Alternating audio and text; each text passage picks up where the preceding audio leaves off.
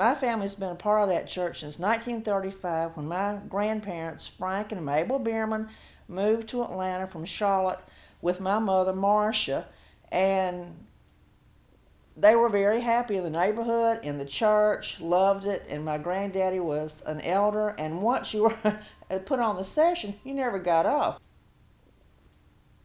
I remember very little about going to Sunday school and church in the old building, but the old church had people that I knew forever. I have pictures of my parents coming out of the church when they were married in 1942 in that church, and I was born a year later and baptized there. I do remember going with my granddaddy to visit the new building almost every week. So many of the families had second mortgaged their homes to have the money to build this building. And the church, of course, didn't have a steeple for years because nobody had money for a steeple. The Bierman window or the rose window in the sanctuary was given by my family in honor of my grandmother and granddaddy. My mother always said, Jan, the best place to meet and marry a husband is in church, because those are the nicest kind of people. So she did. She met and married both of her husbands at Morningside Church. First my daddy, Chester Wright, and they were married in 42, and they had dated for a number of years before that, in church functions and the whole thing. And then after he passed away, she raised me, and then she met and married my stepdad at Morningside Church, many of whom you remember, Marlon Elliott. They married in 1964 and were happily married almost 20 years before he passed away. But there's my personal history and the church history really entwined so much. It's hard to talk about one thing without talking about the other, because it was just there. It's without a doubt the friendliest church. And I found other people have said that about it. And I also think from the first time I walked in here, it smells like coffee. Oh, that was a good smell. Well, I can also say that the friendliness was very, very characteristic in my estimation, because, and too, at that time, you had members of the church to call on you to, if they heard about a new family, they would call on you, because we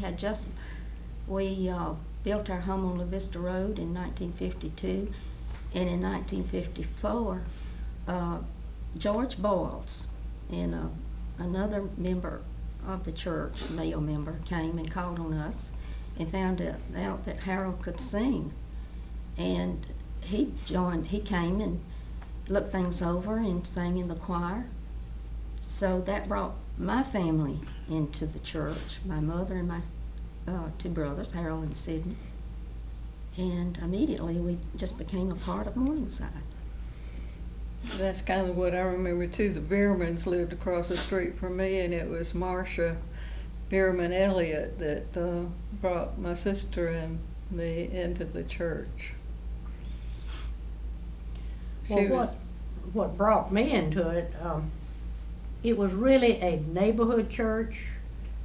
My children went to Morningside Elementary School, and at the time we joined, the oldest child, there were at least 10 other children in her grade at Morningside, which was probably about 5th grade at that time, who attended Morningside Presbyterian.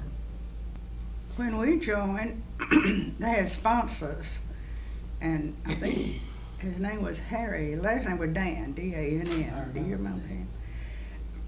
He was our sponsor, and he was just so good to us. He visited us. He took us to the first church supper that we attended, and that's where we met and got close to people in the church. Made a lot of good friends that way. And one thing I really think is great, and I'm so glad that it's a traditional thing, is to have the fellowship after church in the parlor. I think that means a lot. Well, they put in the handicap door about 10, 15 years ago, and I've thought, I wonder how Dr. Gibson would feel about that, because he liked the strictly Georgian architecture. I'd been a member here for a couple of years before I realized you couldn't go from upstairs here to upstairs there without going downstairs. And unfortunately, they thought everybody was going to be young forever because you can't go anywhere without going upstairs. 4 or 5 families, I'm not sure, mortgaged their own home to come up with the, I guess, down payment of the whatever they needed to build.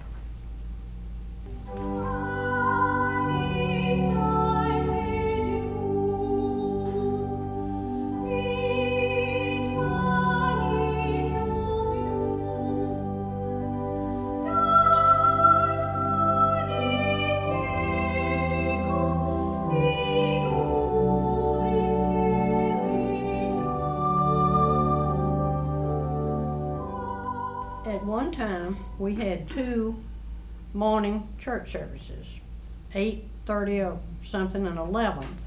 We had a very large junior choir, and they had a processional, just exactly like we do now at 11 o'clock. And then I found out through one of my children who went to a camp with other members from the Presbyterian, other churches referred to us as the cathedral because we had such a fancy service, even in the morning with the children's choir.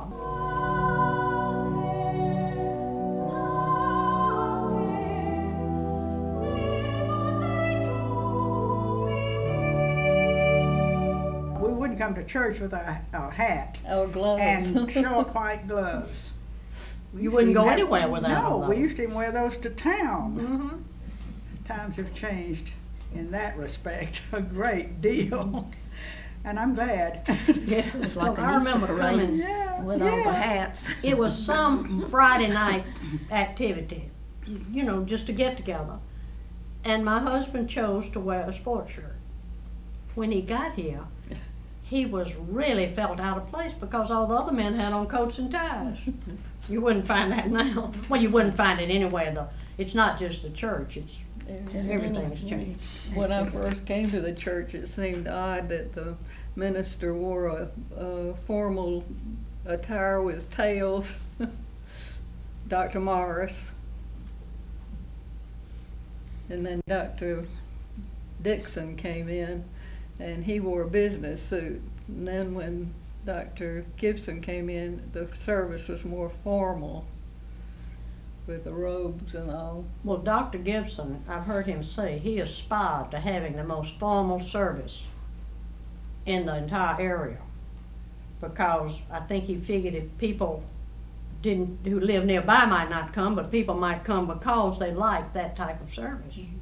And I don't think it's really changed. It's gotten, well, it has gotten more informal, but I can remember when I first started here thinking, I have never seen anything run as smoothly as communion. I mean, it was just, I don't know, I can't explain it. Well, when the bird came down in the Oh, yeah, the birds. sanctuary Yeah, that's right. during the service, When Dr. Benz was here, wasn't it? I believe it I was. think it stopped the sermon, didn't it? Yeah.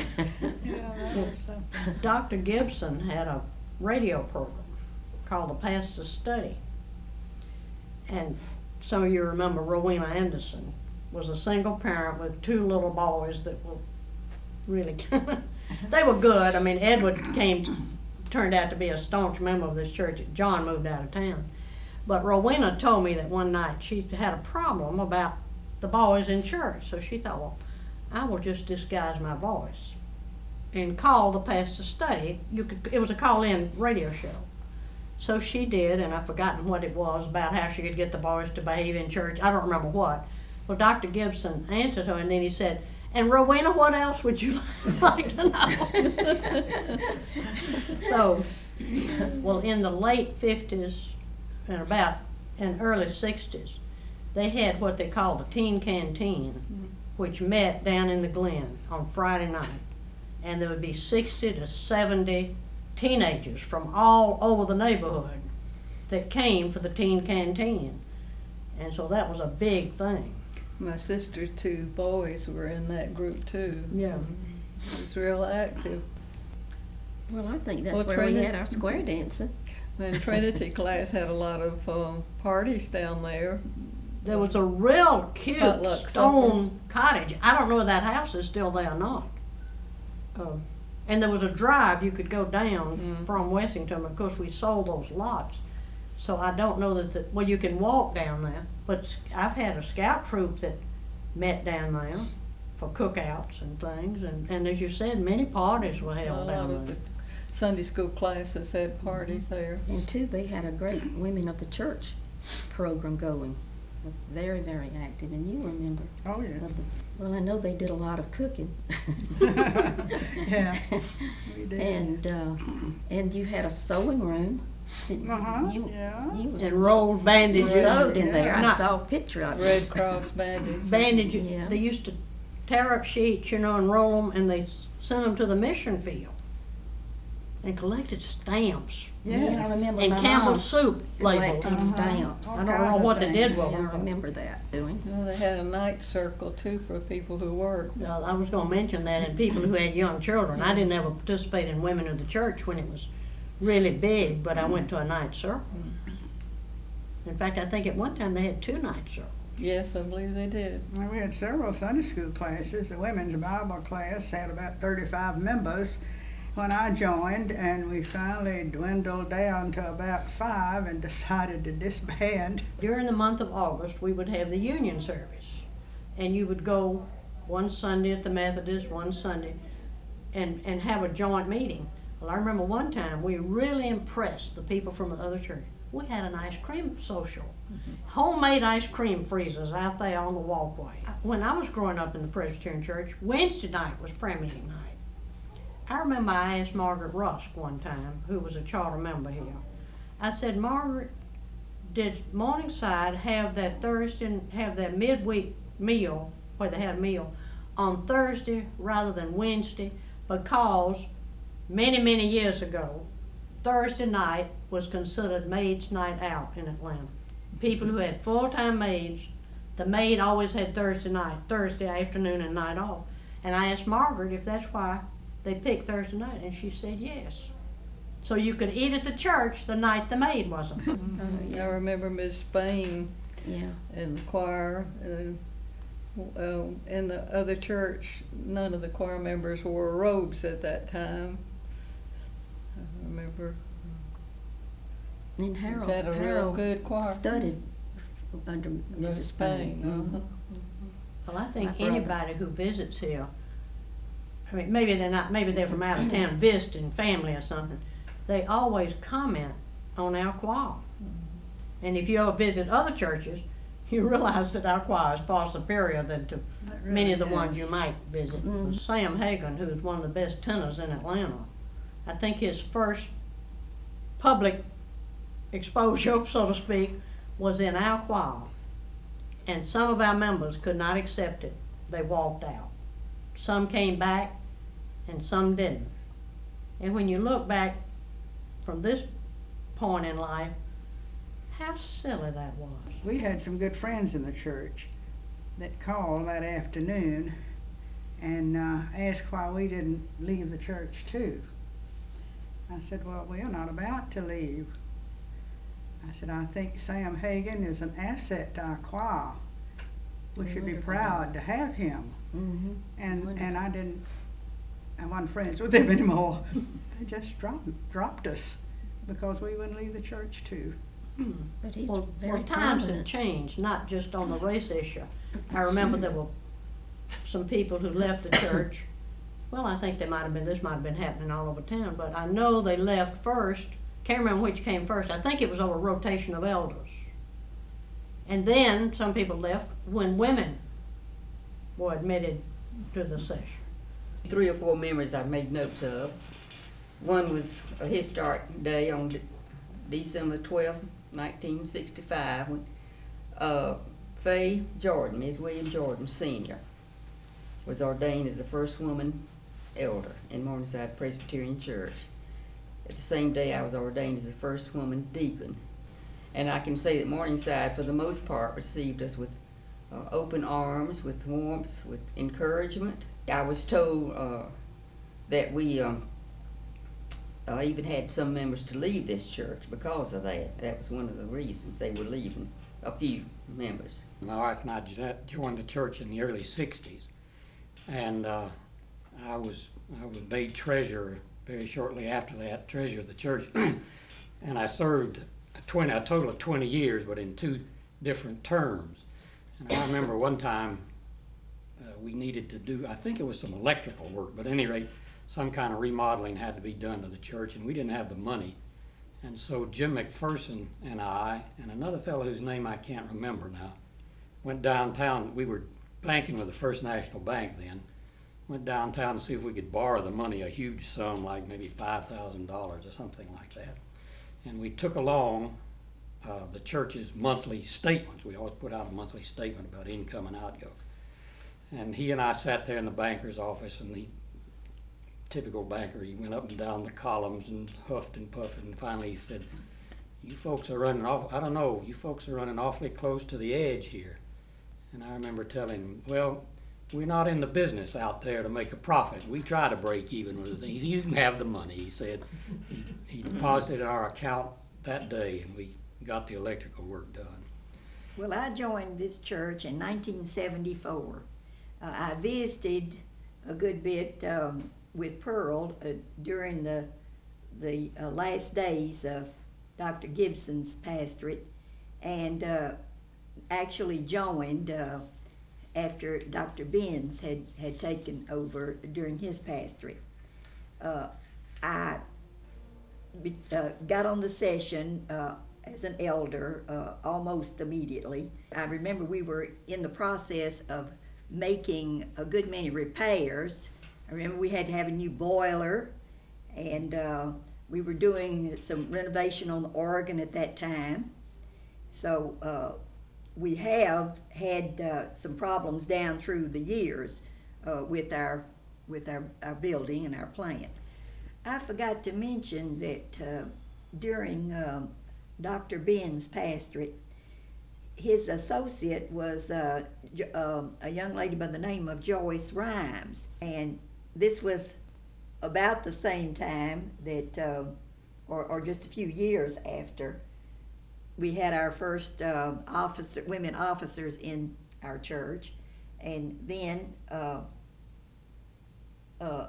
Joyce was one of the first women associate pastors. So this was sort of the beginning of the acceptance of women in our church.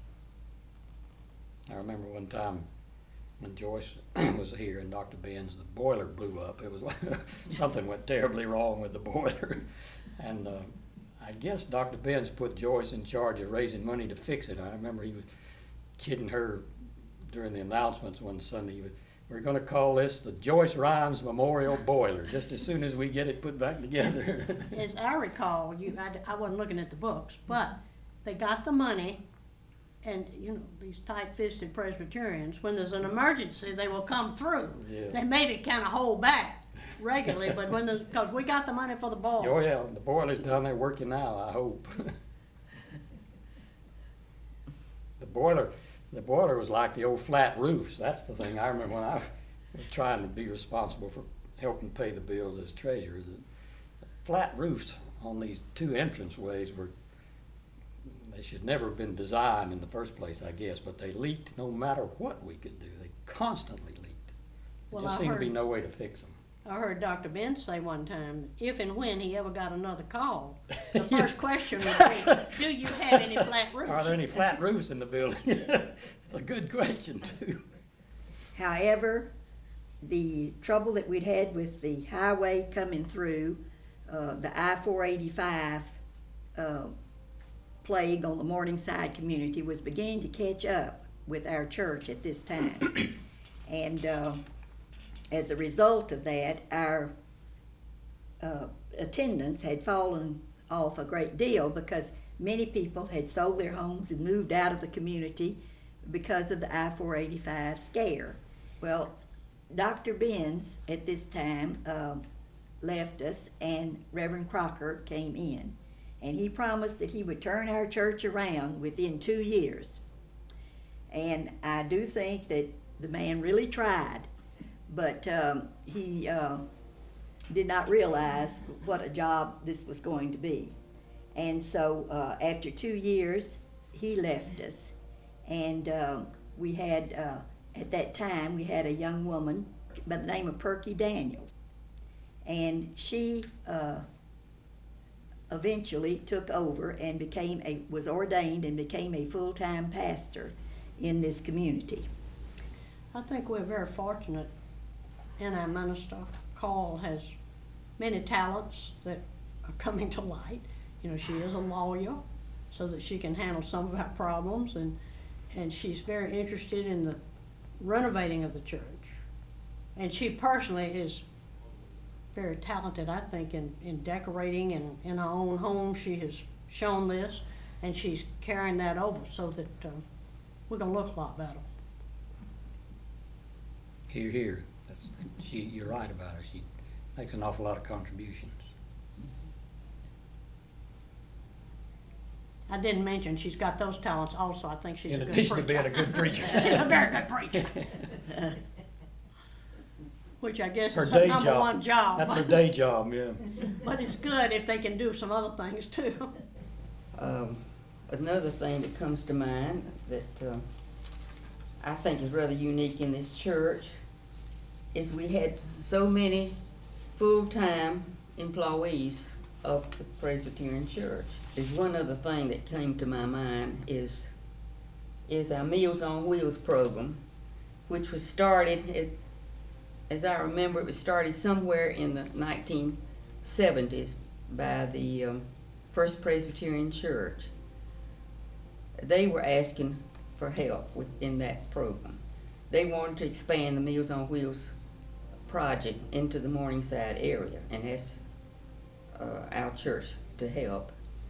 So we can say that we've been working continuously with that. I think there has been no lull at all for the last 20 to 30 years. Our son Bill was a member of the scout troop over here for years and years, and we were always thankful there was a scout troop here. It did a lot of good. We put up and worked on, so I think I worked on 5 different habitat houses over the years. I think that is one of the other more positive things that we can say about our church, in that it has been unique in that it has kept its community ties. Yeah. And we've had Mother's morning day out program. We've had the Scouts. We've opened our doors to the Morningside Lennox Park Association. We have a Nicotine Anonymous program. We have many community programs.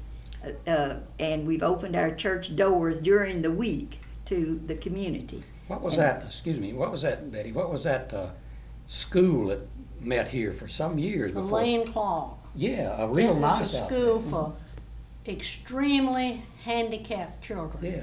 So handicapped that there was really no facility for them.